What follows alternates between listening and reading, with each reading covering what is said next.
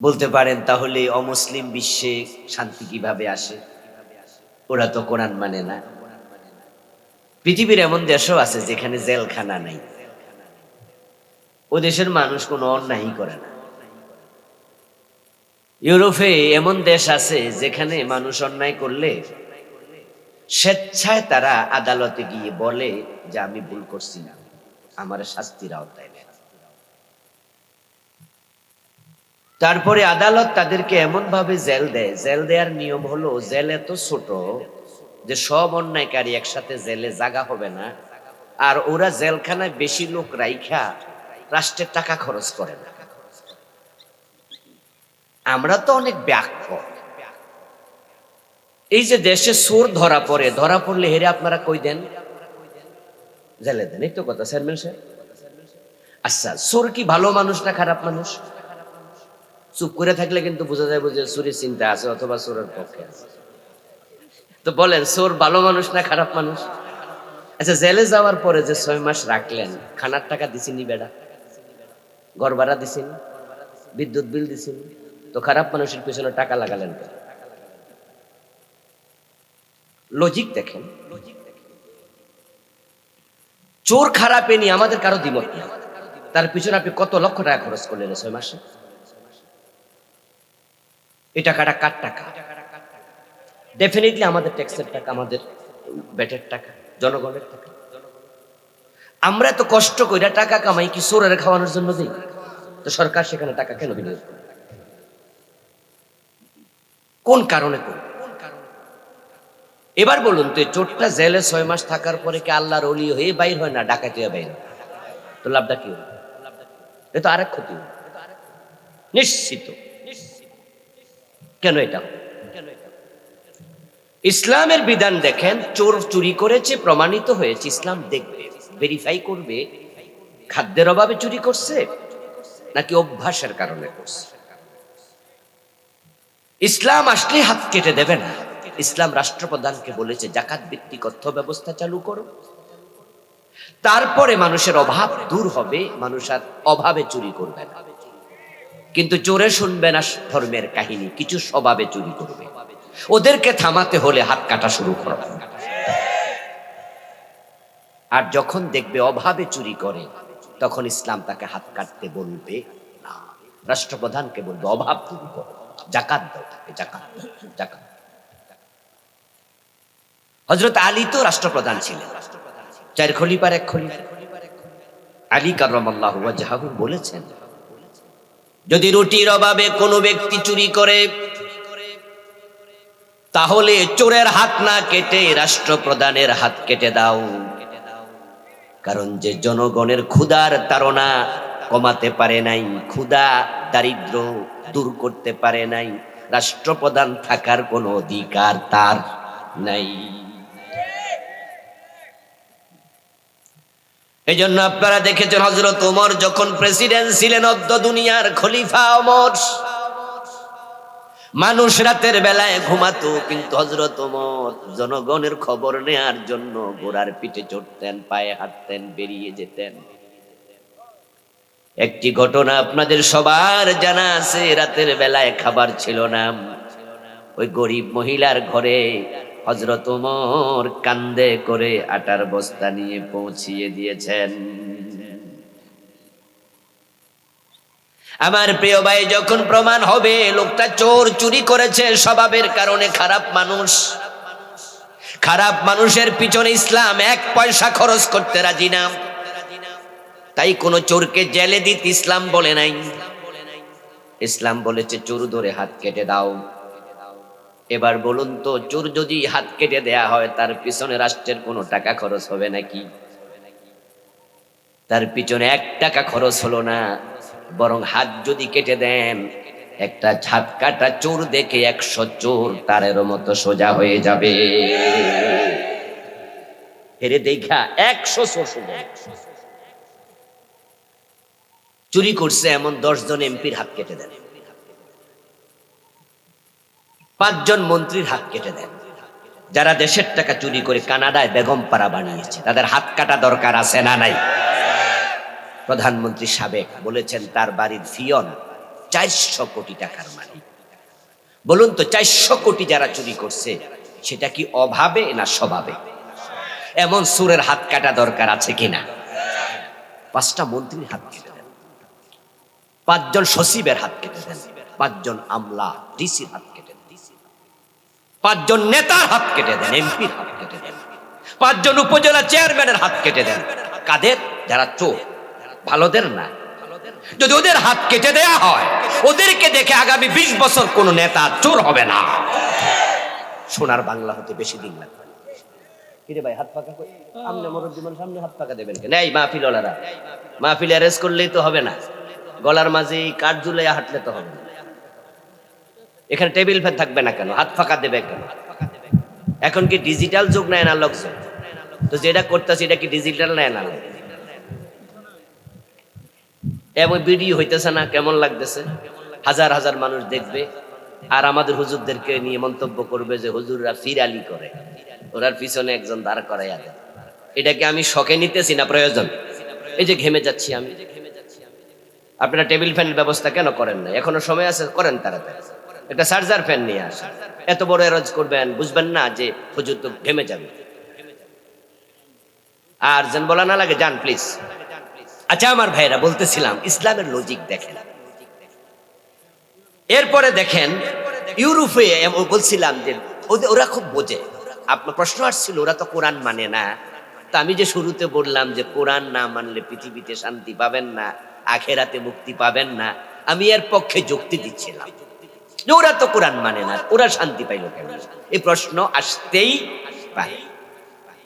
আচ্ছা, এমন দেশ জেলখানায় অপরাধী যাওয়ার পরে, ওই যে আদালতে ধরা দেওয়ার পরে হাকিম বলে যে হ্যাঁ, আপনার এই অপরাধের কারণে আপনাকে 20 দিন জেল দেয়া হবে, তবে জেলখানা আপাতত খালি নাই, এজন্য আপনি আগামী মাসে সুবিধা মতো সময় আইসা জেল খেতে দেয়।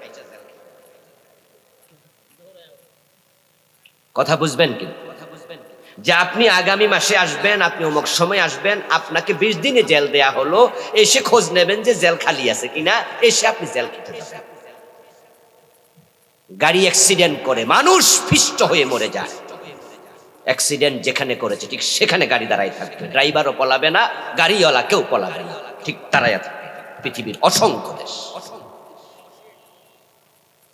আর আমার দেশে মাইরা দৌড় মারে। ঘটনাটা কি? কারণটা কি? কারণ দুটো। একটা হলো যিনি ড্রাইভার তিনি বেপরোয়া, আর একটা হলো পাবলিক, এরা আরো বেপরোয়া। যদি মানুষ নিজের দোষেও মরে, পাবলিক এসে ড্রাইভার রেখে। একটা হলো বেপরোয়া, গাড়ি চালায়া সে মারে, এই জন্য ভয়, আমি অন্যায় করছি পলাই। আর একটা হলো পাবলিক পয়সা খুঁজবে না, আসলে যে গাড়ির তলে পড়ে মরছে দোষটা কি এর না ড্রাইভারের, না খুঁজে গাড়িতে আগুন লাগাই যাবে। কিন্তু পৃথিবীর অসংখ্য দেশ, আপনি সৌদি আরবে যান, গাড়ি অ্যাক্সিডেন্ট করবে, কেউ যাবে না, দাঁড়ায় থাকবে। এবার আসেন আমার ভাই, তারা এইভাবে কেন তৈরি করলো কালচার? আল্লাহ তাআলা আমাকে ইউরোপ, আমেরিকা সহ পৃথিবীর অনেকগুলো দেশ সফরের সুযোগ দিয়েছে। আপনারা অনেকে গিয়েছেন। পৃথিবীর অনেক দেশে মন দেখেছি যেখানে মানুষ কখনো নিজের থুতুটাও রাস্তায় ফেলে না। টিস্যুর মধ্যে থুতু লইয়া, তারপরে টিস্যুটা হাতে লইয়া ডাস্টবিনে। আর আমার দেশে চান্স পাইলে রাস্তার মাঝখানে ফসরাপ করে, শুধু থুতু না। চাচা আরো একটু নিচে নামছে, আমি এত নিচে নাম। চাচা কয় বড়টাও না কি করে দিবে চান্স পাই। কলার সিল্কা খেয়ে ফেলে দিলেন, আরেকজন পিছল খায়া পা ভাঙবে, আপনার কি আসে যায়? এবার আপনাদের কাছে আমি আসতে চাই, ইউরোপে, আমেরিকায়, যদিও মুসলিম দেশে যদি সভ্যতা গড়ে উঠতে পারে, আমরা পারি নাই। এবার বলুন তো, তাদের এই ভালো ভালো আমলগুলোর কথা আল্লাহর কোরআনে আছে না নাই? তো কোরআন নাই সে দেশে কইল কেডা? এই যে পরিচ্ছন্নতা, পরিচ্ছন্নতা এটা ঈমানের অংশ, পবিত্রতা ঈমানের অর্ধেক। আমরা ঘুম থেকে যখন উঠি তখন 1 নাম্বার কাজ ওযু করে ফজরের নামাজ, ঠিক না? ওযু করার মাঝে হাত ধোয়া আসেনি? সুবহানাল্লাহ। পরিচ্ছন্নতা কাকে বলে? রাসূলুল্লাহ সাল্লাল্লাহু আলাইহি সাল্লাম বলতেছেন, যখন তুমি ওযু করবে, ঘুম থেকে উঠবে, তখন ফালা ইয়াদখুল ইয়াদাহু ফিল ইনা ফালা ইয়াদরি আইনা বাতাত ইয়াদাহু। এই তোমার দুই হাত তুমি পানির পেয়ালাতে প্রবেশ করাইও না। পানিটা জগে আছে, মগে আছে, ঢেলে ঢেলে ওযু করো। তুমি হাত ভিতরে ঢুকাইয়া করিও না। এমনও তো হতে পারে তোমার হাতের মাঝে ময়লা, কারণ তুমি তো জানো না রাতের বেলায় হাতটা কোথায় ছিল। শরীরের এমন অঙ্গ চুলকাইছো যেখানে ময়লা ছিল, এখন তুমি বোতলের ভিতরে, জগের ভিতরে হাত ঢুকাইয়া দিলা, তাহলে তো পানিটাই অপবিত্র হলো। তো অজু হবে কেমনে? দেখেন নবীজি কিভাবে পরিচ্ছন্নতা, পবিত্রতা শিখায়, হাতে ধরে ধরে শিখায়। আর সে পবিত্রতা আমাদের মাঝে এখন পরিচ্ছন্নতা নাই। ময়লা, কর্দম, প্রস্রাব, পায়খানা, আমরা এখানে সেখানে। শহর এমন ময়লা ঢাকা শহর করে, যদি ঢাকা শহরে মেথররা 7 দিনে স্ট্রাইক করে যে আমরা ঢাকা পরিচ্ছন্ন করব না, যারা পরিচ্ছন্নতা কর্মী আছে, ঢাকা শহরে 7 দিন পরে বসবাস করার কোনো উপযোগিতা থাকবে না। এখন এবার পরিচ্ছন্নতার শিক্ষাটা আমরা বাদ দিয়েছি, কাফেররা গ্রহণ করেছে। ওজনে কম দেয় না, মালে ভেজাল দেয় না। আমেরিকাতে যান, ইউরোপে যান, পৃথিবীর অনেক দেশ আছে যেখানে ওজনে যে কম দেয় এটা ওরা বুঝেই না। মানুষ যে আদান প্রদানে, লেনদেনে মিথ্যা কথা বলে এটা ওরা জানেই না। এবার আপনাদের কাছে জানতে চাইবো, ওজনে কম দিতে মানা আল্লাহর কোরআনে আছে না নাই? কথা বলে না কেন ভাইয়েরা? মিথ্যা বলতে নিষেধ আল্লাহর কোরআনে আছে না নাই? তাহলে এবার কি দাঁড়ালো? ওদের দেশে আসলে কোরআন আছে, বাস্তবে কোরআন সেখানেই আছে, তাই তারা দুনিয়াতে ভালো আছে। আল্লামা ইকবাল রাহিমাহুল্লাহ, কথা বলা লাগবে না তো, কাজ করেন, কথা বলবেন না। আল্লামা ইকবাল রহমতুল্লাহি আলাইহি তিনি ইউরোপ ঘুরে আসলেন। ইউরোপ ঘুরে এসে আল্লামা ইকবাল রহমতুল্লাহি আলাইহি কবিতা লিখলেন। তার কবিতায় তিনি বললেন, আমি ইউরোপে গিয়েছি, মুসলিম পাই নাই, ইসলাম পেয়েছি। আর আমার জন্মস্থান ভারতবর্ষে, আমি এখানে মুসলিম পেয়েছি কিন্তু ইসলাম পাই নাই। কথাটা কি বুঝতে পারছেন উনার? ইউরোপে বললেন মুসলমান নাই, ইসলাম আছে। আর আমার ভারতবর্ষে মুসলমানের অভাব নাই কিন্তু ইসলামটা নাই। এই আপনার নাম কি? আমার নাম তো আব্দুল্লাহ। মাশাআল্লাহ। সুদ খাননি? হ্যাঁ হুজুর কিছু খাই। গোশ খাননি? কোথাও তো খান। চুরি করেননি? মাঝে মাঝে করি। নাম কি? আব্দুল্লাহ। আর তোমার নাম? Mister Samsung. চুরি করেন? কেন চুরি করবো? মিথ্যা বলেন? মিথ্যা কেন বলবো? ওর নাম মিস্টার স্যামসং, খ্রিস্টান, কিন্তু চুরি করে না, মিথ্যা বলে না। এর ভিতরে, তার ভিতরে ইসলাম আছে কিন্তু সে মুসলিম না। আর আমার নাম আব্দুল্লাহ, আমার নাম আব্দুর রহমান, আমার নামে মুসলিম, বাস্তবে ইসলাম।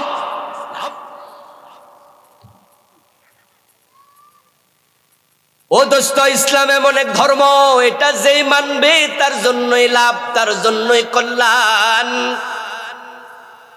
আপনি আপনার বোনকে নিয়ে, বউকে নিয়ে রাস্তায় গেলেন, শহরে গেলেন, আপনার বোনের গলার মাঝে স্বর্ণের চেইন আছে, কানের মাঝে নাক্য স্বর্ণের কানের জিনিস। রিক্সা থেকে চোর ছিনতাইকারী টান দিয়া স্বর্ণের চেইনটা গলা থেকে নিয়ে গেল। আপনার বোনের গলায় যখন চেইনটা ছিল 22 ক্যারেটের, 21 ক্যারেটের স্বর্ণ, এখন প্রতি বড়ির দাম 1 লাখের বেশি, 1.25 লাখ টাকার মতো। যখন আপনার বোনের গলায় ছিল তখন স্বর্ণের দাম 1.25 লাখ প্রতি বড়ি। চোর যখন কেড়ে নিয়ে গেল ছিনতাইকারী, সে নিয়ে পকেটে রাখলো তার, তখন স্বর্ণের বড়ির দাম কত? দেখি কি কমে গেছে? ও বেটার চোরের পকেটে, এই জন্য স্বর্ণ এখন কোনো দাম নাই। বেটা স্বর্ণ বেচতে গেলে দাম হইব না, ঠিক না?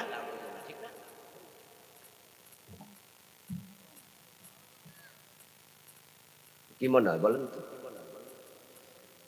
যখন স্বর্ণটা লইয়া দোকানে যাবে চোর, তখন দোকানদারে দেখেই বুঝা যাবে এটা একটা চোর, কারণ এর কপালে লেখা আছে, ঠিক না? গায়ে লেখা আছে, এজন্য বলবে যে চোর, স্বর্ণের দাম নাই, নাকি দাম সমান। সুবহানাল্লাহি ওয়া বিহামদিহি। কার কাছে ওয়াজ করতেছে? স্বর্ণের দাম আপনার কাছে যাহা, ডাকাতের হাতে গেলে ঠিক তাহাই। কারণ এটাকে যাচাই করা হবে কষ্টি পাথর। কোন পীর সাহেব নিয়ে গেছে তা দেখে মূল্য হবে না, মূল্য হবে কষ্টি পাথরের ঘষা দিয়ে। স্বর্ণের ক্যারেট 22, তার দাম 22, ক্যারেট 21, তার দাম 21, ক্যারেট 20, তার দাম 20, ক্যারেট 18, তার দাম ঠিক 18। ক্যারেটে যা লেখা, ক্যারেটের দাম আন্তর্জাতিক মান, সেটা সেখানে তাই হবে। কে বিক্রি করতে গেল, স্বর্ণ চোর না ডাকাত নাকি পীর সাহেব, ওটা নয়। পীর সাহেব যদি স্বর্ণ নেয়, এটা ইমিটেশন হয়, তখন স্বর্ণের বড়ির দাম কত হবে?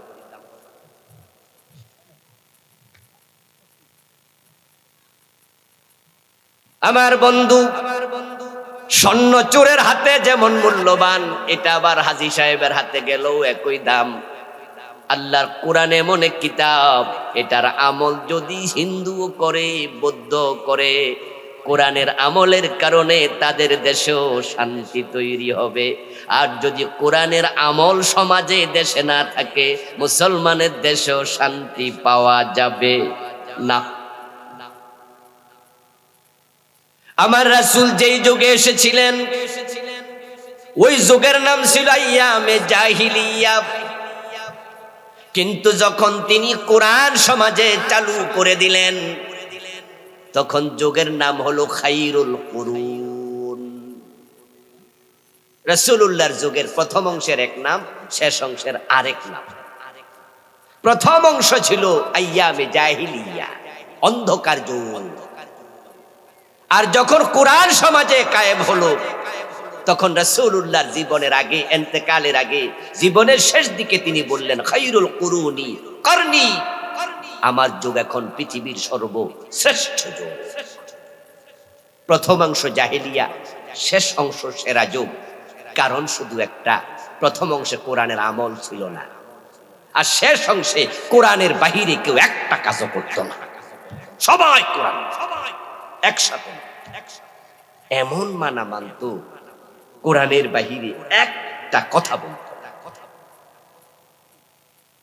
কোরআনে এসেছে মদ পান করা যাবে না, মদ পান করা হারাম, অথচ ইসলামের প্রথম দিকে মদ খাওয়া জায়েজ ছিল। রাসূলুল্লাহর আপন চাচা আমির হামজা রাদিয়াল্লাহু তাআলা আনহু মদ পান করলেন। মাতাল অবস্থায় হাতে যে তলোয়ার ছিল, তলোয়ার দিয়ে একটা ওটের পেটের ভিতরে তলোয়ার ঢুকাইয়া ওটটাকে জাগায় মেরে ফেললেন। ওই ওটটা ছিল হযরত আলীর ওট। আলী ছিলেন আমির হামজার আপন ভাতিজা। রাসূল নিজেও আমির হামজা রাদিয়াল্লাহু তাআলা আনহুর আপন ভাতিজা। হযরত আলীর সাথে ফাতেমার বিয়ে হয়। ওই বিয়ের পরে ওলিমা করবে আলী, কিন্তু আলীর টাকা নাই। রাসূল একটা ওট দিলেন, এই ওটটাকে জবাই করে তুমি মানুষরে খাওয়াইও। কিন্তু এর মাঝেই হযরত হামজা মাতাল হইয়া ওটটাকে মেরে ফেললেন। আলী রাদিয়াল্লাহু তাআলা আনহু নবীজির কাছে গিয়ে অভিযোগ করলেন, বললেন দেখেন ওটটাকে হত্যা করলো। প্রিয় নবীজি রেগে গেলেন, হামজা এটা কি করলো? তাই তিনি হামজাকে খবর দিলেন। হযরত হামজার তখনও মাতলামি শেষ হয় নাই, এখনো তিনি কিছুটা মাতাল। রাসূলুল্লাহর সামনে গিয়ে বলতেছে, ও আমার আব্বার চাকর দাস মুহাম্মদ ইবনে আব্দুল্লাহ, কেন ডাকছো? রাসূলুল্লাহ রে কয়, আমার আব্বার দাস। উনার আব্বার নাম আব্দুল মুত্তালিব। আব্দুল মুত্তালিবের নাতি, নাতি না কইয়া কয় চাকর দাস। আল্লাহর হাবিব হামজারে আচরণ দেখে বুঝে ফেলছেন, চাচার মাথাটা এখনো 100% ঠিক হয় নাই, লাইন হয় নাই। মদ খাইলে 1-2 ঘন্টা মানুষ মাতাল থাকে, অথচ হামজা তখন মুসলিম। আল্লাহর নবীকে সবাই সম্মান করে, সাহাবারা তো করতেন নিজের জীবনের চেয়ে বেশি কদর, কিন্তু এখন মাথা ঠিক নাই। তাই তিনি এক অন্যায় করলেন, হযরত আলীর ওট হত্যা করলেন। এখন দ্বিতীয় অন্যায়, রাসূলুল্লাহর কাছে সেই শব্দ ব্যবহার করলেন। যখন রাসূল তার অবস্থা দেখলেন, কিছু আর বললেন না। যখন পরিস্থিতি স্বাভাবিক হলো, তখন আরশ থেকে আল্লাহ তাআলা মদ হারাম করে ইন্নামাল খামরু ওয়াল মাইসির ওয়াল আনসাব ওয়াল আজলাম ওয়াল আনসাব রিজুম মিন আমালি শাইতান ফাজতানিবুহু আয়াত নাজিল করলেন আজ থেকে আর মদ খাওয়া যাবে না, চিরতরে হারাম ঘোষণা করলাম। মদ খাইয়া মানুষ মাঝে মাঝে এমন কাজ করে যেই কাজের পরে আফসোস ছাড়া কিচ্ছু করা থাকে না, এমন কাজ করে ফেলে যেটার কোনো মিনিমাইজ হয় না।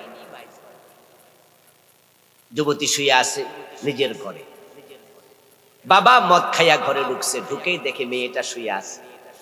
মদখোর মাতাল বাবা মেয়ের উপর ঝাঁপাইয়া পড়লো, মেয়ে চিৎকার দিল। মেয়ের মা দৌড়াইয়া আসলো, আইসা দেখে যে বাবা মেয়ের সাথে দস্তাদস্তি করছে, মুখ থেকে মদের উৎকট গন্ধ বের হচ্ছে। ধাক্কাইয়া বাপকে সরালো, এই তুমি এটা কি করছো? ঘন্টা দুয়েক পরে বাপের হুঁশ আসলো, এখন বাপ ইজি। এবার মেয়ের মা বলতেছে, তুমি মদ খাইয়া আইসা মাইয়ার গায়ে হাত দিবা? মদখোর বাবা বলে, কি কি বলো এসো? বলে, হ্যাঁ তুমি আজকে তাই করেছো। মেয়ে শোয়া ছিল, ঝাঁপাইয়া পড়ছো, আমি যাইয়া ছুটাইছি, মেয়ের গায়ে হাত দিছো। আপনাদের কাছে আমার প্রশ্ন, এটার মিনিমাইজ কি? এখন আত্মহত্যা করা ছাড়া এই চেহারা মেয়েকে দেখাবে? এই মেয়ে বাবার সামনে জীবনে মরা পর্যন্ত যাবে কেন? মদ এমন এক খারাপ জিনিস যেটা মানুষের আকলকে শেষ করে ঢেকে ফেলে। এবার মদ হলো হারাম। আমি বুঝাচ্ছি ইসলাম সাহাবারা কেমনে মেনেছে সে কথা। যেই মাত্র মদ হারাম হলো, হযরত আলী, হযরত আব্বাস রাদিয়াল্লাহু তাআলা আনহুমা সহ কয়েকজন সাহাবীকে রাসূলুল্লাহ দায়িত্ব দিলেন, যাও যাও দৌড়াও, তামাম মদিনায় ঘোষণা করে দাও, কাদ হুররিমাল খামরু কাদ হুররিমাল খামর, মদ হারাম মদ হারাম। তখন তো আজকের যুগের মতো মাইক ছিল না, টেলিভিশন রেডিও ছিল না, ফেসবুক ছিল না। প্রচার করার জন্য সাহাবারা মুখে এলান করতে শুরু করলেন। তাফসিরে পাওয়া যায়, ইতিহাসের কিতাবে পাওয়া যায়, ওই দিন মদিনার অলিতে গলিতে মদের বন্যা প্রবাহিত হয়েছিল। কানে আওয়াজ আসছে, কাদ হুররিমাল খামরু, মদ হারাম। কারো পেয়ালায় মদ ছিল, ফেলে দিয়েছে। কারো মটকিতে মদ ভিজানো ছিল, ফেলে দিয়েছে। কারো কারো মদ খাওয়ার জন্য হাতে নিয়েছে, পান করে নাই আর ফেলে দিয়েছে। কেউ কেউ মুখে নিয়েছেন, কানে আওয়াজ আর গিলেন নাই, ফেলে দিয়েছে। এমন ঘটনাও ঘটেছে, কেউ কেউ মাত্র খেলেন, কানে আসছে মদ হারাম, সাথে সাথে মুখের ভিতরে আঙ্গুল ঢুকাইয়া বমি করেছে। মরা পর্যন্ত আর কোন সাহাবী মদ পান করেন নাই। ইসলামের বিধান আসছে, সাথে সাথে মানুষ। এজন্য এটা যোগের নাম খায়রুল কুরুন। আপনাদের কাছে আমার প্রশ্ন, বাংলাদেশে মুসলমানের ছেলে অথচ মদ খায়, এমন আছে না নাই? করিমগঞ্জে আছে না নাই? তো তাদের ইসলাম মানা আর আমাদের ইসলাম মানা ফারাক। রাসূলুল্লাহ সাল্লাল্লাহু আলাইহি ওয়াসাল্লাম হিজরতের পর তিনি 16 মাস অথবা 17 মাস নামাজ পড়েছেন মসজিদ আকসার দিকে ফিরে। কিন্তু নবীজির অন্তরে বড় তামান্না, যদি আমার কিবলা মসজিদে হারাম হতো, যেটা আমার বাবা ইব্রাহিম তৈরি করেছেন, মনে মনে বাসনা, কিবলা যদি মসজিদে হারাম হতো আমার ভালো লাগতো। মদিনা থেকে মসজিদে হারাম হলো দক্ষিণ দিকে, মসজিদে আকসা হলো উত্তর দিকে, মদিনা মাঝখানে। প্রিয় নবী নামাজ পড়ছেন জোহর অথবা আসর, হাদিসে দুরকম পাওয়া যায়। দুরাকাত শেষ, আর তাহিয়াতু পড়লেন, বাকি দুরাকাতের জন্য দাঁড়ালেন। এর মাঝে ওহী নাজিল হলো, ফাওয়াল্লি ওয়াজহাকা শাতরাল মসজিদিল হারাম, ও নবী আপনার চেহারা কাবার দিকে ফিরান। বাকি আছে কয় রাকাত? 2 রাকাত। পড়লেন কয় রাকাত? 2 রাকাত। আয়াত আসলো নামাজের মাঝখানে। এখন তিনি তো ফিরে আসেন অলরেডি উত্তর দিকে, মসজিদে হারাম তো দক্ষিণ দিকে, পিছনে তো সাহাবারা দাঁড়ানো, জামাতের নামাজ। এবার নামাজের ভিতরে যদি তিনি ফিরেন দক্ষিণ দিকে, উত্তর দিক থেকে দক্ষিণ দিকে ফিরলে সাহাবারা তো সামনে পড়ে যাবে যারা পিছনে ছিল। এখন একটা পেছলাই গাজাইতে পারে। তাই রাসূলুল্লাহ মনে মনে ভাবতে পারতেন, এই ওয়াক্ত শেষ হোক, সামনের ওয়াক্ত থেকে কাবার দিকে ফিরবো, কিন্তু না, আদেশ আসতে দেরি, রাসূল কাবার দিকে ফিরতে 1 সেকেন্ড দেরি করেন নাই। আল্লাহর আদেশ মানতে দেরি করা যায়। আল্লাহর হাবিব নামাজের ভিতরে মসজিদে হারামের দিকে ফিরে গেলেন। সাহাবারা যখন দেখলো কিরে মসজিদে হারামের দিকে রাসূল ফিরছে, কোনো প্রশ্ন নাই, নামাজের ভিতরে কথা নাই, তারা নিজেরাও ঘুরে এসে রাসূলের সাথে আবার মসজিদে হারামের দিকে ফিরে নামাজ পড়লেন। যেই মসজিদে এই ঘটনা ঘটেছে, মদিনার সে মসজিদের নাম মসজিদুল কিবলাতাইন, 2 কিবলার মসজিদ। আল্লাহর নবী সাল্লাল্লাহু আলাইহি ওয়াসাল্লাম নামাজের ভিতরে তিনি কাবার দিকে ফিরে বুঝাইলেন, আমার আল্লাহর আদেশ মানতে দেরি করা যায় না। এই হলো ইসলাম। এখন আমাদের দেশে আমরা আল্লাহর কত আদেশ, চোর ধরে হাত কাটো, 54 বছর গেল মানলাম না, ডাকাত ধরে শুলে দাও, 54 বছর চলে গেল মানলাম না, জেনা করলে 100 বেত লাগাতে হবে, অবিবাহিত হলে 100 বেত, বিবাহিত হলে পাথর মারো, এই যে অর্ডার রাসূলের জামানা, রাসূল এটা করেছেন 54 বছরের বাংলাদেশে একদিনও করি। মদ পান করলে 80 বেত লাগাতে হবে, হযরত ওমর নিজের ছেলেটাকেও ছাড় দেন নাই। বলুন তো 80 বছরের আইন, 80 বেতের আইন 54 বছরে কি আমরা একদিন মেনেছি? তো রাসূল ইসলাম কি দেখাইলেন আর আমরা ইসলাম কি? প্রিয় ভাইয়েরা, যে কোরআন আমাদের হেদায়েতের একমাত্র চাবিকাঠি, আমাদের মুক্তির একমাত্র, নাজাতের একমাত্র বার্তা, সে কোরআন থেকে আমি সূরা নিসার 36 নম্বর আয়াত পড়েছি। এই আয়াতে কারিমাতে আল্লাহ তাআলা আমাদেরকে 11টি নির্দেশ দিয়েছে, 11টি মেসেজ দিয়েছে। আমি যতটুকু সময় সামনে পাই এই 11টি মেসেজ আপনাদের সামনে টুকটুক করে সামান্য সামান্য করে তুলে ধরবো, আর আপনারা সবাই 1, 2, 3 করে এই 11টি মেসেজ আজকে নিজের কলবে জমা করবেন, তারপরে নিজের সাথে মিলাবেন। যাদের মিলে আলহামদুলিল্লাহ পড়বেন, আল্লাহ যেন এই মিল রাখা অবস্থায় মৃত্যু, আর যাদের মিলে না আজকে নিজেকে চেঞ্জ করতে, নিজেকে এর সাথে ফিট করবেন। যদি 11টি মেসেজ আমরা আমল করতে পারি, একটি আয়াতই জান্নাতে যাওয়ার জন্য যথেষ্ট হয়েছে। এত চমৎকার মেসেজ 11টি আয়াত আছে, একটা আয়াত নাজাতের জন্য যথেষ্ট। 1 নাম্বার ওয়াবুদুল্লাহ, ও দুনিয়ার মানুষ তোমরা আল্লাহর ইবাদত করো।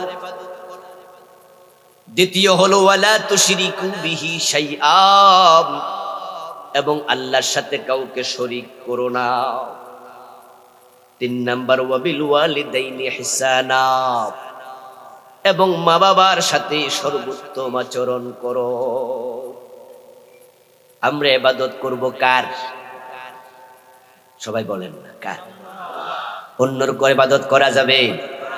এখন ইবাদত যদি আল্লাহর করেন, ইবাদত কাকে বলে জানার দরকার আছে কিনা? জানা গে না মানা গে, ইবাদত কাকে বলে ডেফিনিশন কয়জনে জানেন? আমার দেশের মানুষ তো অধিকাংশ লোক ইবাদত কাকে বলে সংজ্ঞা জিজ্ঞাসা করলে সংজ্ঞাই কইতে পারবে না। তাহলে আপনি না জেনে কি করছেন? আগে তো জানা ফরজ, তারপরে না মানা ফরজ। ইবাদত না বুঝার কারণেই তো নামাজও পড়ে সুদও খায়। ইবাদত না বুঝার কারণেই তো হাজী সাহেব বোনের জমি দখল করে রাখে। ইবাদত না বুঝার কারণেই তো রমজান মাস আসতেছে, মাথায় টুপি দিয়া মালে বেজাল মিশাবে। রোজার মাস আসতেছে, ইনশাআল্লাহ আগামী 1 মাস পরেই তো রোজা, নাকি? দেখবেন যে এখন থেকে দ্রব্য মূল্য বাড়তে থাকে, এবং যে বড় বড় দোকানদাররা স্টক করবে, জমাবে, দ্রব্য মূল্য বৃদ্ধি করবে, তারা এই গরিবের পেটে লাথি মারবে। এই গরিব রোজাদারকে শান্তিতে রোজা রাখতে দেবে না, যে তারা 4টা ভালো করে খাইয়া একটু স্ট্রেংথ এনার্জি হাসিল করে রোজা রাখুক না। তাদেরকে পেটে লাথি মারবে, উপাস রাখবে, অর্ধেক খাওয়াইয়া রাখবে। এমন রোজাওয়ালা বাংলাদেশে গ্রাম অঞ্চলে পাবেন, যারা ইফতার করার জন্য ইফতারি পাবে না, শুধু চাল বের করে হাতের তালুতে রেখে বুড়ি আঙ্গুল দিয়া চাপ দিয়া ময়লা সরাইয়া শুধু চাল দিয়া পানি খাইয়া ইফতার করে, এমন গরিব মানুষও আছে। এখন বুটের দাম বাড়বে, তেলের দাম বাড়বে, ডিমের দাম বাড়বে। যারা বাড়াইয়া পকেট মোটা করবে, হেরাই আবার দেখবেন কিশোরগঞ্জ বাজারে মানুষের ডাইক্কা ইফতার করা। দোকানে যত কর্মচারী আছে 10 জন 20 জন সবার জন্য ইফতারি রেডি, এবং শুধু তাদের জন্য না, দোকানের সামনে দেখবেন যে সপুরা বিছাইয়া সুন্দর করে 20 জনের ইফতারি রেডি করা মানুষের খুব আসেন আসেন ইফতার করেন। আর পাবলিক ইফতার করে দেখি মনে মনে ভাবতেছে, আহা জান্নাত আল্লাহ আমারে না দিয়া কারে দে।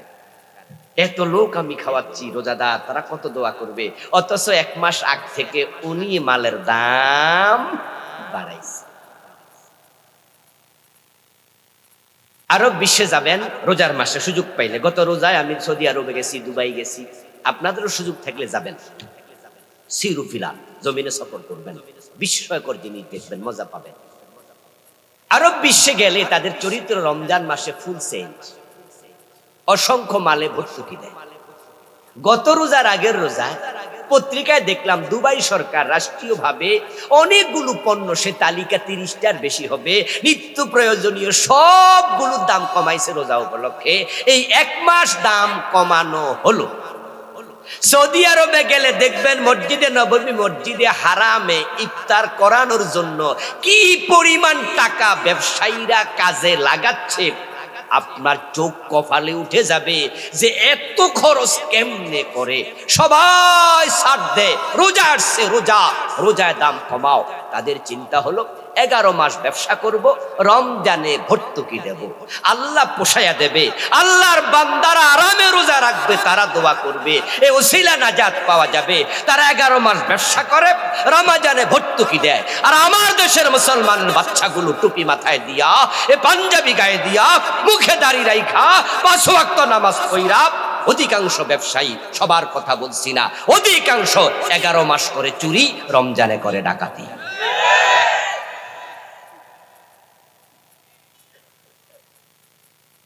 কারণ সে ইবাদত বোঝে না। ভাবছে নামাজ পড়লে জান্নাত মিলবে, অথচ আমার প্রিয় ভাইরা সূরা মাউন, সূরা রাইতাল্লাহ সবাই তো পারে না, রাইতাল্লাযী ইউকাযযিবু বিদ্দীন।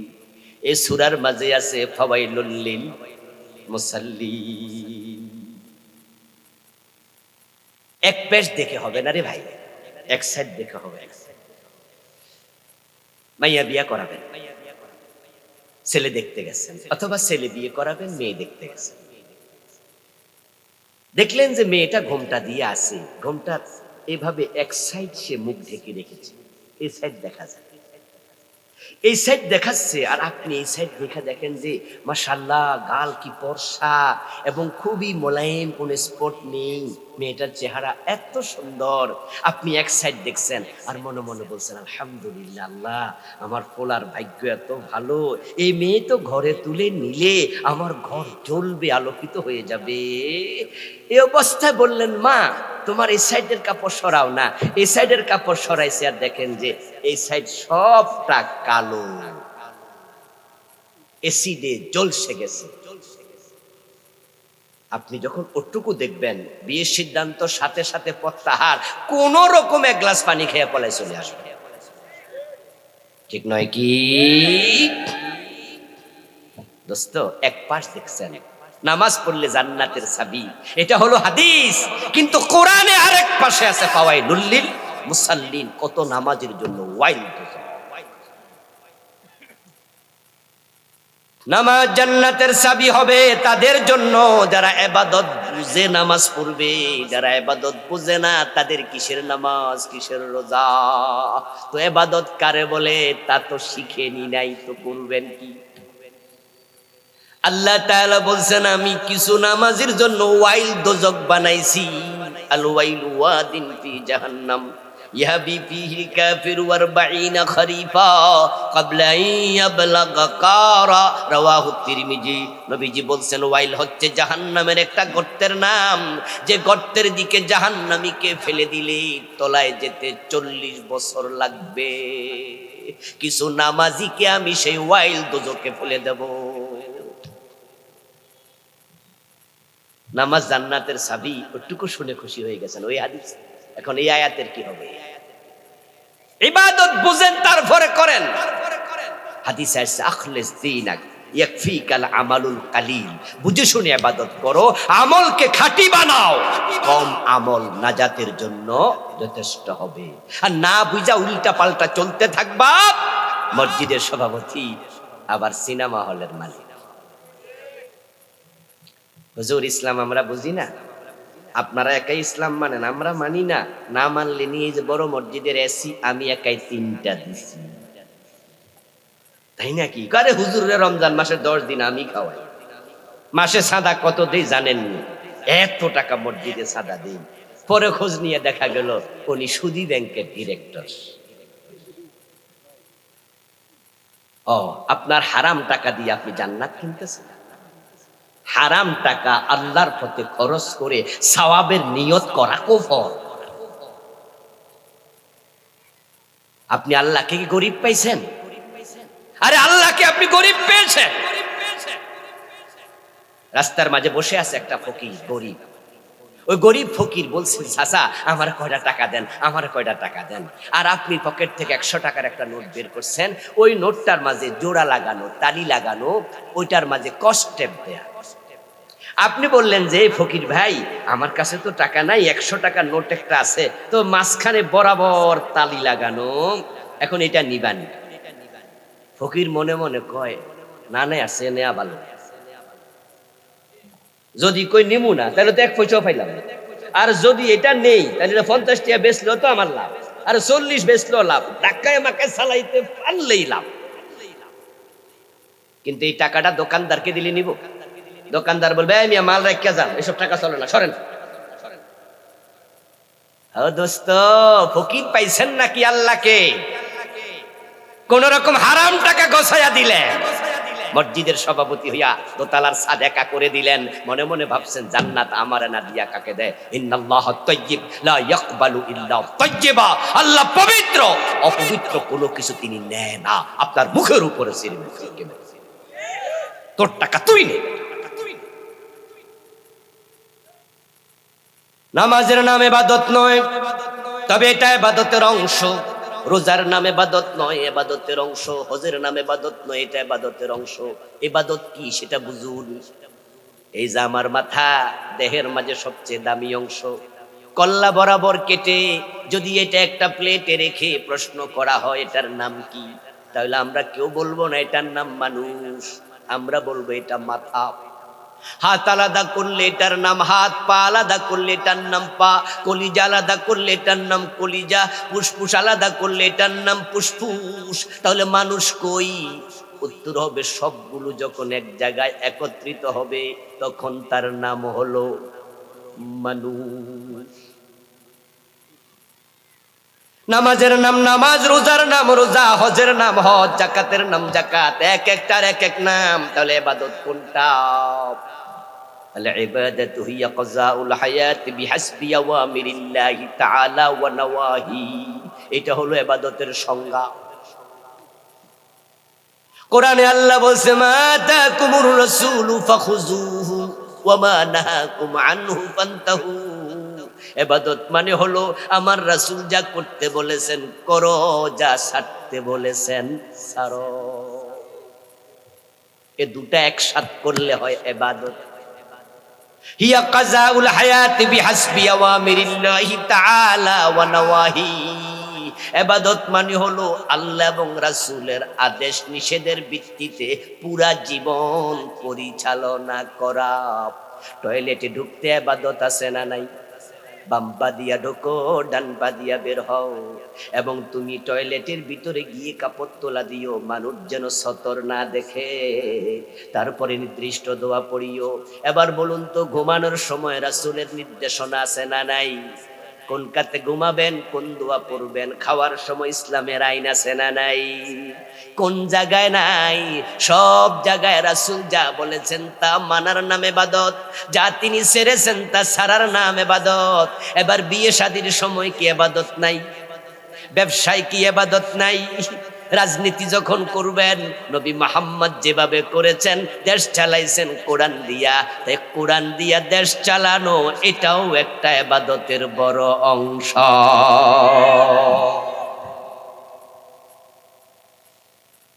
হাত আছে, পা আছে, কর্ণনাসিকা আছে, কলিজাটা নাই, মানুষ বাঁচবে তো? কলিজাও আছে, ফুসফুস নাই, মানুষ বাঁচবে তো? ফুসফুস আসে, ব্রেনটা নাই, মানুষ বাঁচবে তো? সবগুলো সক্রিয় থাকবে, কোনোটা ফরজ অঙ্গ, কোনোটা ওয়াজিব অঙ্গ, এগুলো থাকতেই হবে। আর মাথার চুল নাই, বেঁচে থাকে মানুষ। পায়ের লোক নাই, বেঁচে থাকে। চামড়াটা কালো, বেঁচে থাকে। এগুলো হলো সৌন্দর্য বর্ধনকারী। ইসলামের যাহা ফরজ, ইসলামে যাহা হারাম, ইসলামে যাহা ওয়াজিব, ইসলামে যাহা মাকরুহে তাহরিমি, এই চার বিষয় সতর্ক থাকবা না, তুমি আল্লাহর ইবাদতকারী গোলাম না। ইবাদত হলো একটা চেইনের মতো। আমাদের মা বোনেরা চেইন গলায় দেয় না? গলার চেইনে দেখবেন যে একটা চেইন যদি একটুকু লম্বা হয়, ধরেন 2 বিঘত লম্বা, এই 2 বিঘত লম্বা চেইনের মাঝে দেখবেন 100-150 আংটা থাকে, কড়া থাকে, একটার সাথে আরেকটা লাগানো আছে।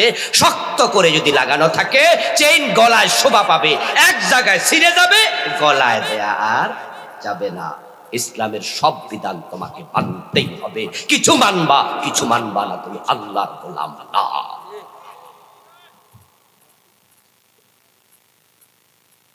সুদে টাকা লাগাইয়া সুদ খাইয়া জান্নাত খোঁজেন, কোন সাহস? কোন সাহস?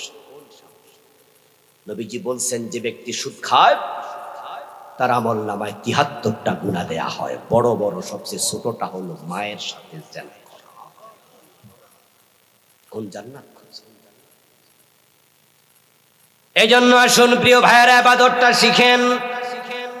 কোরআন হাদিসে যা আছে সব মানেন। নিষিদ্ধ কাজগুলো ছেড়ে দেন, ফরজগুলো আঁকড়াইয়া ধরেন, হারামগুলো ছেড়ে দেন। এখন কোনটা ফরজ কোনটা হারাম, এজন্য এলেম শিখা দরকার আছে না নাই? আরে যদি আমাদের রাষ্ট্রে 71-এ যখন দেশটা স্বাধীন হয়, তখন আমাদের সিলেবাসে আল্লাহর কোরআনটা ঢুকাইয়া দিত, রাসূলের হাদিসটা ঢুকাইয়া দিত। স্কুল, কলেজ, ইউনিভার্সিটি, মাদ্রাসার মতো সব জায়গায় 100 নাম্বার কোরআন, 100 নাম্বার হাদিস, অঙ্ক, বাংলার মতো কম্পালসারি করা হতো। তাহলে আপনারা আমার সামনে যারা আছেন, ডানে বামে যারা আছেন, একজনও বাকি থাকতো না। আপনি হারামগুলোও চিনতেন, ফরজগুলোও জানতেন, কিন্তু সিলেবাসে কোরআন হাদিস নাই, যার কারণে এমএ পাস, বিএ পাস, নামাজের 13টা আরকান আহকাম ফরজই অনেকেই জানে না। তায়াম্মুমের 3টা ফরজ জানে না, নামাজের 14টা ওয়াজিব জানে না। ইসলামের কত বিধান আছে, ফরজ আবশ্যক। এই যে পরের অংশ হলো ওয়ালা তুশরিকু বিহি শাইআ, আল্লাহর সাথে শিরিক করিও না, 2 নম্বর অর্ডার। এবার বলুন তো, শিরিক থেকে বাঁচতে হলে শিরিকগুলো চিনা দরকার আছে না নাই? সিলেবাসে কোরআন নাই, হাদিস নাই, যার কারণে কত আল্লাহর বান্দা শিরিক করে, হে জানে না এটা। অথচ একটা শিরিক করলে ঈমান শেষ। এই যে সামনে নির্বাচন আসছে, আমাদের অসংখ্য আল্লাহর বান্দা, আমাদের নেতারা এই মাইক হাতে নিয়ে মুশরিক হবে, বেঈমান হবে, বেঈমান, ঈমানই শেষ করে। আরে সব শেষ। যে শিরিক করে আল্লাহ জান্নাত হারাম করে, এই নেতা আইসা মুশরিক হবে মানুষের সামনে, আপনারাও মুশরিক হবেন উনাকে সাপোর্ট করে। সে একটা শিরকি স্লোগান যেটা বাংলাদেশে অ্যাভেলেবেল, সেটা হচ্ছে জনগণ সকল ক্ষমতার উৎস। এই কথাটা আমাদের নির্বাচনের সময় দারুণ ভাবে প্রচার। আপনারা বলুন তো একটু আওয়াজ করে, যারা যা বোঝেন তাই বলেন, আওয়াজ করে একটু বলিয়েন, সকল ক্ষমতার উৎস কি মানুষ না আল্লাহ? আসলে ক্ষমতা কার হাতে? এই কথাটা আপনি কেন করলেন? কোন দরকার? আপনি বলবেন এরকম কথা যে ভাইয়েরা, আমি আপনাদের এলাকার সন্তান, এলাকা থেকে নির্বাচন করছি, আমি আশা করছি আপনারা আমারে সাপোর্ট করবেন, ইনশাআল্লাহ আপনাদের দোয়া থাকলে, সাপোর্ট থাকলে আল্লাহ আমাকে এমপি বানাবে। কে ক্ষমতা কে দেবে? কিন্তু আপনি কি বললেন? জনগণ সকল ক্ষমতা, সব। বাবারে কয় কি রে, কয় কি, কয় কি? আন্নাল কুওয়াতা লিল্লাহি জামিআ, ও নবী বলুন, সকল ক্ষমতার মালিক হলেন আল্লাহ। কুলিল্লাহুম্মা মালিকাল মুলক তুতিল মুলকা মান তাশা, ওয়া তানজিউল মুলকা মিম্মান তাশা। আমাদের নরসিংদী সদর থানার সাবেক উপজেলা চেয়ারম্যান, বিএনপির লোক, অনেক জনপ্রিয় নেতা, আমার এক মাহফিলে বসা। এই ওয়াজ শোনার পরে উনি যখন বক্তৃতা দিলেন, উনি আসতে লেট করছিলেন, এজন্য শুরুতে বক্তৃতা না দিয়া শেষে দিলেন। উনি বললেন যে আমি এটা জানতাম না, আজকে তওবা করলাম, আজকের পর থেকে এই কথা আমি আর বলব।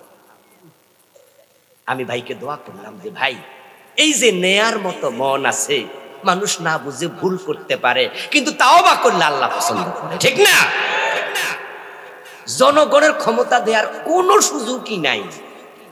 এই যে নাই, এটা তো আমরা 5 তারিখে কিছু টের পাইছি। ক্ষমতা যে আল্লাহ দেয়, আল্লাহ চাইলে কেড়ে নেয়। এই 2টা 5 তারিখে আল্লাহ তো চোখে আঙ্গুল দিয়া দেখাইছে। আমাদের সাবেক প্রধানমন্ত্রী, উনার সাথে কি পরিমাণ পাওয়ার ছিল বলুন তো? সেনাবাহিনী উনার, পুলিশ বাহিনী উনার, র্যাব উনার, বিজিবি উনার, আনসার উনার, আর একটা চৌকিদার থেকে সেনা প্রধান। এই 15টা বছর দলীয় পরিচয় ছাড়া কাউকে নিয়োগ দেয় নাই। 100 জন দিলে 99 জন দিছে উনার দলের। পুরা জাতিকে এতটা কুণ্ঠাসা করছে, কথা বলার মতো সাহস কারো নাই। উনার আদেশ না হেলিকপ্টার থেকে পর্যন্ত গুলি চালাইছে, ঠিক না? পুরি বাবারে বাবা, বড় বড় তাকাকে। আচ্ছা, এরপরও ক্ষমতা থাকতে পারছে? ক্ষমতা কার হাতে? জোরে বলেন, কার হাতে? আমার চাচা থামেন, ক্ষমতা কার হাতে? আপনি ভাবতেও পারবেন না, আমরাও কিন্তু কল্পনা করি নাই যে ক্ষমতা থেকে চলে যাবে, ঠিক না? আচ্ছা, সালমান এফ রহমান একটা হেলিকপ্টার একা ওনার বাড়ির ছাদ থেকে লইয়া পালাইয়া যাওয়ার মতো পয়সা ওনার নাই, কিন্তু উনি কিন্তু 5 তারিখেও জানতেন না যে অবস্থা এরকম হতে যাচ্ছে। যদি জানতেন তাহলে দাড়ি মারি কামাইয়া এত রিস্ক নিয়ে পালানো দরকার ছিল না, ঠিক না ভাই? উনি কি লাগে নাকি? উনি কি এরকম দাড়ি মারি কামাইয়া এত রিস্ক নিয়ে নৌকা টোকা সইরা গামছা গামছা গাদ দিয়া দরকার আছে? উনি তো একটা হেলিকপ্টারকে ইশারা দিলে এসে ওনার বাসার ছাদের উপর নামা। উনার পার্সোনাল হেলিকপ্টার আছে, ব্যাপার না উনার জন্য। যারা জানেন তারা বোঝেন, উনার জন্য এটা কোনো ব্যাপার না। কিন্তু ব্যাপারটা হলো উনিও জানতেন না, বুঝতে পারেন নাই যে এত সাজানো বাগান আল্লাহ এক মুহূর্তে শেষ করে দেবে।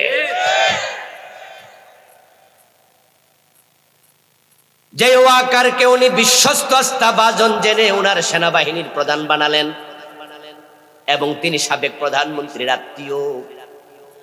ও বেটা এসে বলে, ম্যাডাম 45 মিনিটের বেশি সময় নাই, তাড়াতাড়ি যান, পালান পালান। আমার প্রিয় ভাইয়েরা, ক্ষমতার মালিককে আমরা কিন্তু এই কথাগুলো বলে কাউকে ছোট করা, কাউকে বড় করা, এটা আমাদের উদ্দেশ্য না। বাস্তব উদাহরণ দিয়ে বুঝাইলে বুঝতে সহজ হয়, ঠিক কি না? এই জন্যই বলা ক্ষমতার মালিক জনগণ না কে? না হয় ওয়াকার গিয়ে উনাকে কেন বলবে চলে যান 45 মিনিট? আচ্ছা, যাত্রাবাড়ি থানার ওসি জানেন তো? জানেন তো ও বেটা কি সরকারের পক্ষ নিয়ে গুলি করে নাই? 1-2টা না, শত শত রাউন্ড। সেখানে মানুষ হত্যা করেছে 50 জনের বেশি। আচ্ছা, সে ছিল একটা ইন্সপেক্টর মাত্র, পুলিশের ছোট্ট অফিসার। ওসি মানে এই মাত্র এসআই থেকে একটু উপরে উঠছে। এটা বিসিএস ক্যাডারের অফিসারও না। যারা আপনারা গ্রামের মানুষ তো মনে করেন বিশাল অফিসার, না, এটা ছোট্ট অফিসার। তবে থানার মাঝে ওরাই হচ্ছে লিডার। একজন ইন্সপেক্টর, ও বেটার তুলনায় সেনাবাহিনীর প্রধানের ক্ষমতা যে কত উপরে, কম্পেয়ার করা যাবে না। কিন্তু সে যাত্রাবাড়ি থানার ওসির ইঙ্গিতে শত শত রাউন্ড গুলি দেয়া হলো, 50-এর উপরে মানুষ রাস্তায় শহীদ করে ফেলা হলো। ওয়াকার যদি ওর মতো তেরা হইতো তাহলে হয়তো সেদিন 50,000 শহীদ হওয়া লাগতো। 2009। কিন্তু আল্লাহ আরশের মালিক, তিনি ক্ষমতার মালিক, তিনি জানেন যে যাত্রাবাড়ি থানার ওসি ও বেটা গুলি করলো, দেশের ক্ষমতা চেঞ্জ হওয়ার পর ব্যাপারে কোনো ভূমিকা রাখতে পারবে না। কিন্তু জেনারেল ওয়াকার যদি ওর মতো তেড়া হয় তাহলে ক্ষমতার মসনদ সরতে সময় লাগবে, রক্ত অনেক বয়ে যাবে। কিন্তু আল্লাহ তাআলা ওয়াকারের অন্তরটাকে ওই যাত্রাবাড়ি থানার ওসির মতো করেন নাই, বরং তার অন্তরে এমন একটা ভাব ঢুকাইছে, যা যা তুই জানাইয়া দে, প্রধানমন্ত্রীর নিরাপত্তা তুই দিবি না, ম্যাডাম চলে যান চলে যান। তাকে ধমক দিল, তারপরও সে শুনল না। পরে প্রধানমন্ত্রীও বলতে পারতেন আমি যাব না, বঙ্গবন্ধুর মেয়ে কেন যাব, দরকার হলে আমি এদেশে শাহাদাত বরণ করব, দেখি আমারে কে মারে, তাহলেও ভিন্ন কিছু হতে পারত। কিন্তু তিনিও এক কাপড় পইরা এত তাড়াতাড়ি গেলেন, রান্না করা খাবার খাইয়া পলানোর টাইম নাই। রানলো কেডা আর খাইলো কেডা, এবং কাপড় যেটা পরনে ছিল সেটা পইরা উনি চলে গেছে, আরেকটা কাপড় নেয়ার টাইমও নাই। এই হলো আল্লাহ যাকে চায় ক্ষমতা থেকে সরায়। আর ডক্টর ইউনূসের দিকে তাকান, 5 তারিখে বেডা কি কল্পনা করছে বড় চেয়ারে বসবে?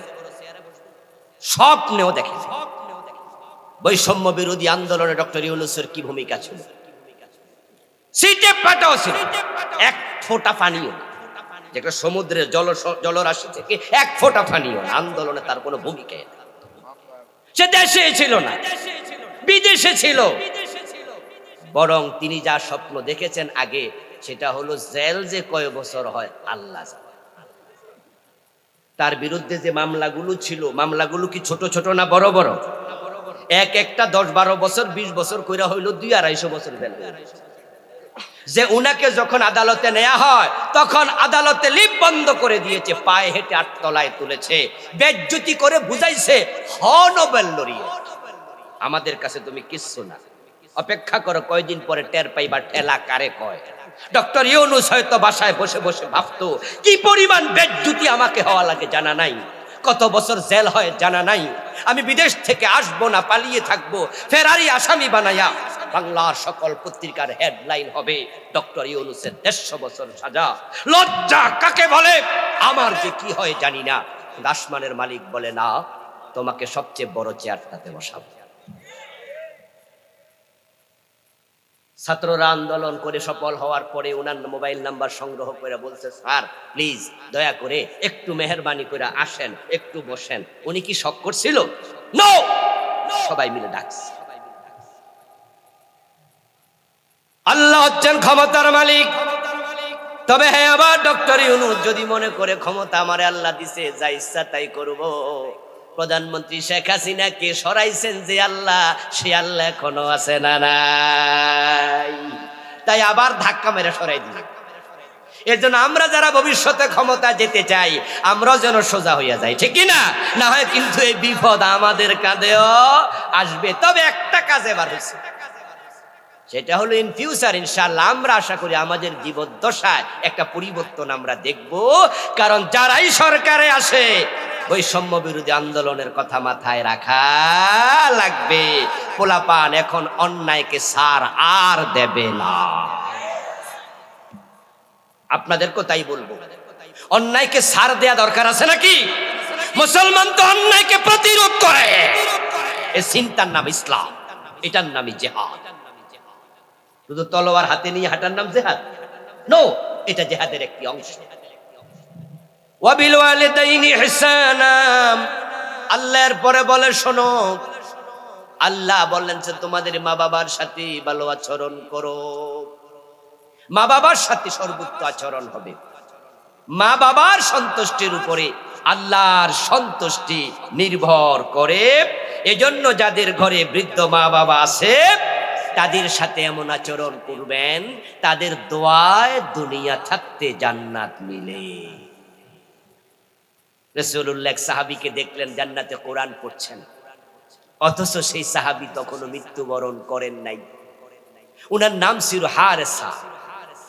হযরত হারেসাকে রাসূলুল্লাহ দেখেন, তিনি আল্লাহর জান্নাতে মেরাজের রাতে কোরআন পড়ছে। আল্লাহর নবী দুনিয়া এসে হারেসাকে ডাকলেন, হারেসা জান্নাতে কোরআন পড়ছো, কি আমল করো? হারেসা বিন নুমান বললেন, বুড়া মায়ের সেবা করি, তাকে নিজ হাতে খাওয়াই, গোসল দেই, তার গায়ে তেল মেখে দেই। নবীজি জবাব দিলেন, ঠিক বলেছো, কাযালিকুমুল বির, কাযালিকুমুল বিররু, কাযালিকুমুল বির। যারা মা বাবার সাথে এমন আচরণ করে, মায়ের দোয়ায় দুনিয়ায় থাকতে জান্নাত মিলে যায়। বাবার সাথে সর্বোত্তম আচরণ করবেন। আল ওয়ালিদু আওসাতু আবওয়াবিল জান্নাহ, নবীজি বলেছেন বাবা হচ্ছে জান্নাতের সবচেয়ে বড় দরজা। ফজরের টাইমে মসজিদে চলে যান, শীতের মাঝে জান্নাত খুঁজছেন, মসজিদে জান্নাত নাই। 5 লাখ টাকা খরচ করে মক্কায় চলে যান হজ করতে, মক্কায় জান্নাত নাই।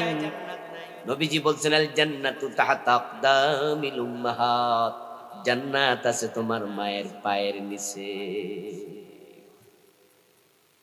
সাহাবী জিজ্ঞাসা করলেন, ইয়া রাসূলুল্লাহ, আমি তো মা বাবার খেদমত করতে চাই, আপনার কাছে আমি জানতে চাই তাদের কি কি হক আমার উপরে আছে।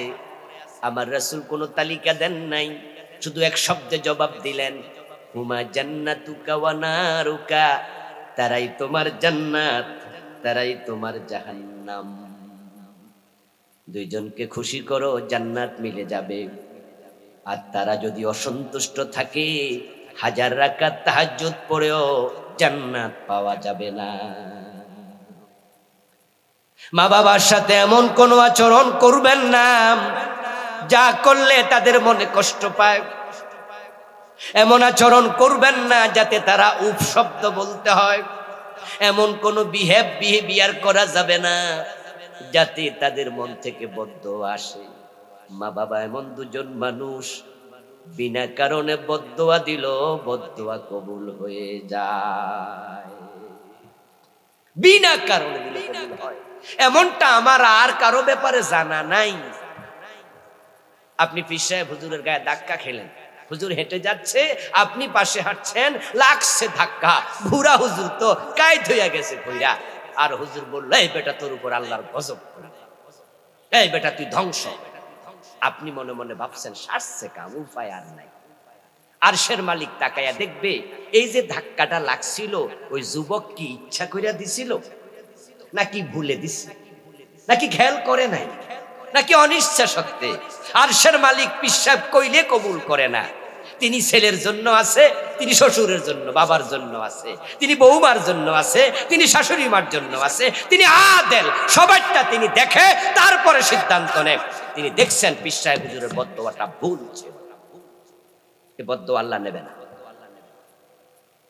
কিন্তু বাবা যদি এই বদদোয়া দেয়, আল্লাহ তখন আর দেখে না কেন দিছে। মা যদি বদদোয়া দেয়, আল্লাহর দেখে না কেন দিছে। এই দুইজনের বদদোয়া বিনা কারণে কবুল হয়ে যায়, নাউজুবিল্লাহ পড়ে। সহিহ বুখারীতে রাসূল জুরাইজ নামে এক আল্লাহর বান্দার উদাহরণ দিয়েছে। বনি ইসরাইলের লোক, বড় আল্লাহর ওলি ছিল, মায়ের বদদোয়ায় সে বেজ্জতি হয়ে যায়, চরম বেজ্জতি। এই জন্য আপনাদের যাদের মা বাবা জীবিত আছে, তাদের দোয়া নেবেন, ইহসান করবেন। ওয়াকফিদ লাহুমা জানাহাজ দুল্লি মিনার রাহমা, 2 হাত তাদের জন্য ভালোবাসা নিয়ে একবারে বিছিয়ে দেবেন, তাদের সেবা করবেন, যা চাও তাই দেবেন। সাহাবী জিজ্ঞাসা করছিল, ইয়া রাসূলুল্লাহ, আমার বাবা আছে, আমার সন্তান আছে, আমার সম্পদ আছে, কিন্তু আমার বাবা শুধু টাকা টাকা টাকা করে, কি করব, কত দেব? রাসূল জবাব দেন, আনতা ওয়া মালুকা লি আবিকা, ও আল্লাহর বান্দা, হিসাব করো না, কত দিবাই প্রশ্ন করো না, তুমি এবং তোমার সম্পদ সবটার মালিক তোমার বাবা।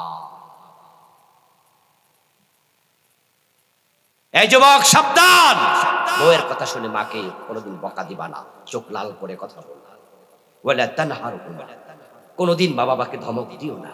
ওয়ালা তাকুল লাহুমা উফ, বিরক্ত হয়ে উফ বলো না। মা বাবা বুড়া হয়তো, বুড়ো মানুষ, বুড়ো হলে বুঝ কমে, একই কথা বারবার বলে, খাইয়াও বলে খাই নাই, না খাইয়া কয় কি খাইছি খাইছি এখন খামু না। আপনি জোর করে খাওয়াবেন তো, তা ধমকাচ্ছেন, না খাইলে কিন্তু না। আদব আদব, বিনয় বিনয় বিনয় বিনয়। তাদের সামনে যত ছোট হওয়া যায়, যাই বলুক মাথা পেতে নাও, চুপ করে থাকো। ভুল বলেছে, ভুলটাকে সাদরে গ্রহণ করো, আল্লাহ খুশি হয়ে যাবে। রিদাল ওয়ালিদাইন,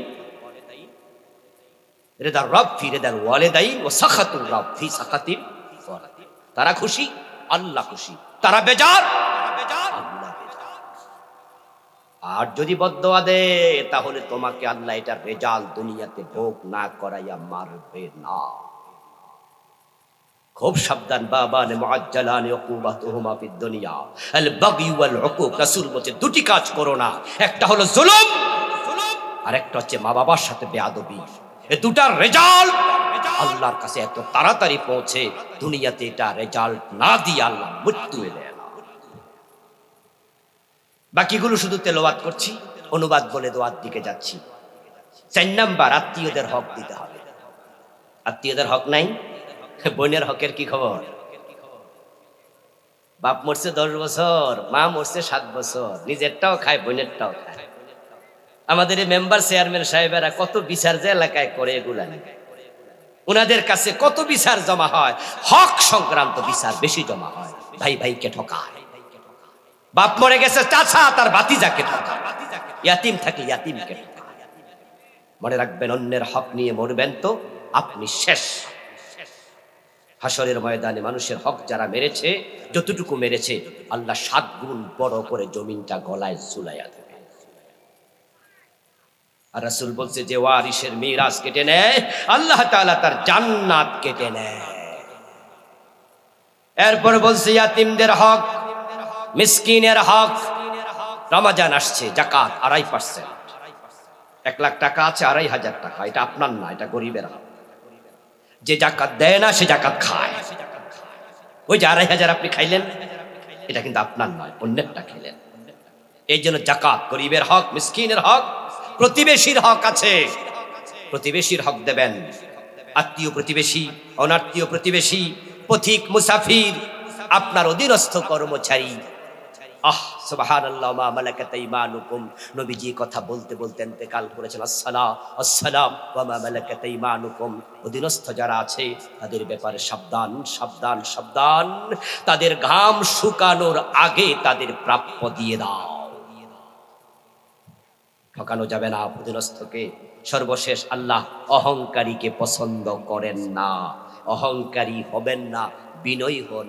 যে কথাগুলো বলা হলো, আল্লাহ আমাকে, যারা শুনলেন তাদের সকলকে আমল করার তৌফিক দিন, বলি আমিন।